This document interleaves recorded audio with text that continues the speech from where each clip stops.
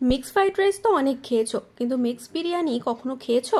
খেতে একেবারে বিরিয়ানির মতো, কিন্তু এর মধ্যে রয়েছে নানা রকমের সবজি আর এছাড়াও চিংড়ি মাছ, মাংস, ডিম সবই।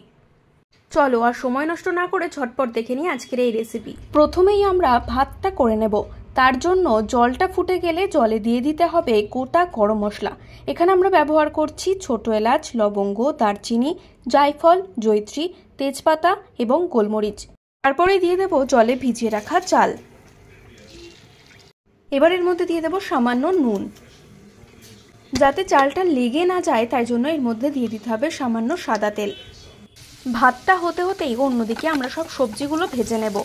সবজির মধ্যে এখানে আমরা ব্যবহার করছি ফুলকপি, বিনস, ক্যাপসিকাম, মটরশুঁটি, গাজর।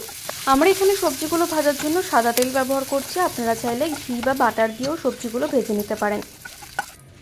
সবজি সব ভাজা হয়ে গেলে সেদ্ধ করে রাখা শ্রেডেড চিকেনটাও ভেজে নিতে হবে। চিকেনটা ভাজার সময় এর মধ্যে দিয়ে দেবো সামান্য গোলমরিচ গুঁড়ো।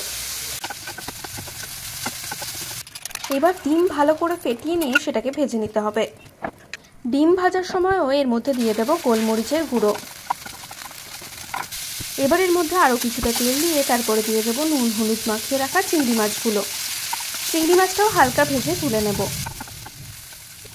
বিরিয়ানির মতোই এটাও লেয়ারিং করেই করতে হবে, তাই প্রথমেই ডেকচিতে দিয়ে দেব বেশ কিছুটা ঘি, তারপর ওপর থেকে দিয়ে দেব ভাত আর ভেজে রাখা সবজি। এখানে তোমাদের আরও একটা জিনিস বলে রাখি, এতে কিন্তু বেরেস্তা এবং কাজু বাদামও ব্যবহার হচ্ছে, তাই সেগুলোও কিন্তু আগে থেকেই ভেজে রাখা হয়েছিল। সবজিগুলো দেওয়া হয়ে গেলে এবার ওপর থেকে দিয়ে দিতে হবে ভেজে রাখা চিকেন, ডিম আর চিংড়ি মাছগুলো। এবার এর ওপর থেকে দিয়ে দিতে হবে বিরিয়ানি মশলা। ঘরে যদি বিরিয়ানি মশলা না থাকে তাহলে তার বদলে তোমরা শাহি গরম মশলা গুঁড়োও ব্যবহার করতে পারো। এবার একটা তাওয়া নিয়ে তার ওপর দমে কিছুক্ষণের জন্য বসিয়ে দিতে হবে এই ডেকচিটা। 5 মিনিট মতো দমে বসিয়ে রাখলেই রেডি মিক্স বিরিয়ানি।